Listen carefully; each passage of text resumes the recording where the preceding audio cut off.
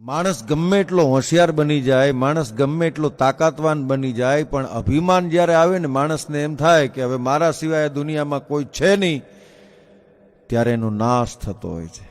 ચાહે તમે ગમે એવા તાકાતવાન હોય, તમે ગમે એવા બળશાળી હોય, તમે ગમે એવા સ્વરૂપવાન હોય, ગમે એટલી કોઈ પણ પ્રકારની તાકાત તમારી પાસે હોય, પણ કુદરતનું સંચાલન કંઈક ગજબનું છે. દરેકની દોરી કુદરતના હાથની અંદર છે.